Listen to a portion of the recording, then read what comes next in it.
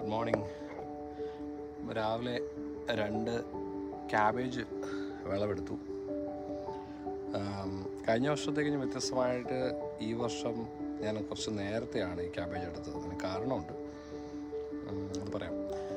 കഴിഞ്ഞ വർഷം എനിക്ക് 4 ചോട് ക്യാബേജായിരുന്നു ഉണ്ടായിരുന്നത്.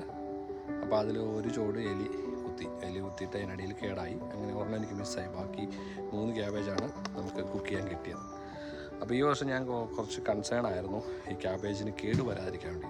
അപ്പോൾ എല്ലാ ദിവസവും തന്നെ പ്രത്യേകം മറ്റ് പച്ചക്കറിയേക്കാളും കൂടുതൽ ഞാൻ ക്യാബേജ് ഫോക്കസ് ചെയ്യാറുണ്ടായിരുന്നു.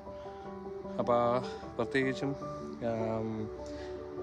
എന്താ പറയുക, അതിൽ മണ്ണ് പറ്റാതിരിക്കാൻ നമ്മൾ പറയാറില്ലേ, ചോറിൽ മണ്ണ് വാരി ഇടല്ലേ എന്ന്. പക്ഷേ അത് തന്നെയാണ് ഈ ക്യാബേജിലും സംഭവിക്കുന്നത്. നമ്മൾ ചെടിക്കൊക്കെ നനയ്ക്കുമ്പം പ്രത്യേകിച്ച് എല്ലാത്തിൻ്റെയും ചൂട് നോക്കിയൊന്നും കറക്റ്റായിട്ട് നനയ്ക്കാൻ പറ്റത്തില്ല.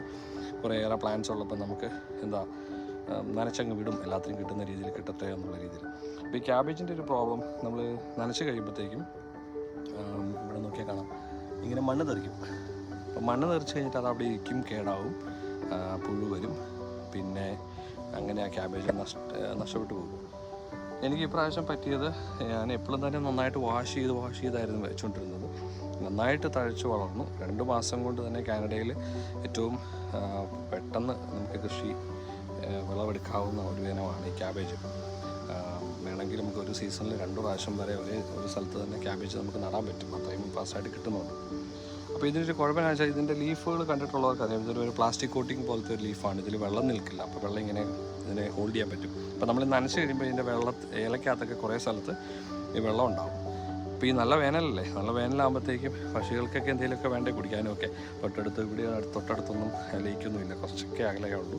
അപ്പോൾ ഈ പരിസരത്ത്, ഈ നെയ്ബർഹുഡിലുള്ള ബേഡ്സൊക്കെ വന്ന് ഇവിടുന്ന് വെള്ളം എടുക്കുമ്പോൾ അതിൻ്റെ കുറേ നേരം അവിടെ ഇരുന്ന് വിശ്രമിച്ച് കഴിയുമ്പോഴത്തേക്കും ഇതിൻ്റെ വിസർജ്യം അവിടെ വീണിട്ട് അതവിടെ ഇരിക്കും. നമ്മളത് കണ്ട് അന്നേരം വാഷ് ചെയ്തൊക്കെ കളഞ്ഞില്ലെങ്കിൽ പിന്നെ അതവിടെ ഇരുന്ന് പുഴുവാകും, കേടാകും. അങ്ങനെ എനിക്ക് 2 ചോട് ക്യാബേജ് പോയി. കഴിഞ്ഞ വർഷത്തേക്കും ഹെൽത്തി ആയിട്ട് വന്നുവെങ്കിലും ഞാൻ കണ്ട ഒരു കൺസേൺ ഇതാണ്.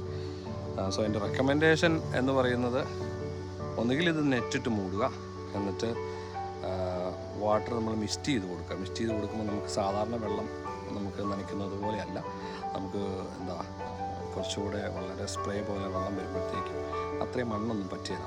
അപ്പോൾ നെറ്റിനകത്തിട്ട് കവേർഡായിട്ടാണെങ്കിൽ ഇത് കുഴപ്പമില്ല.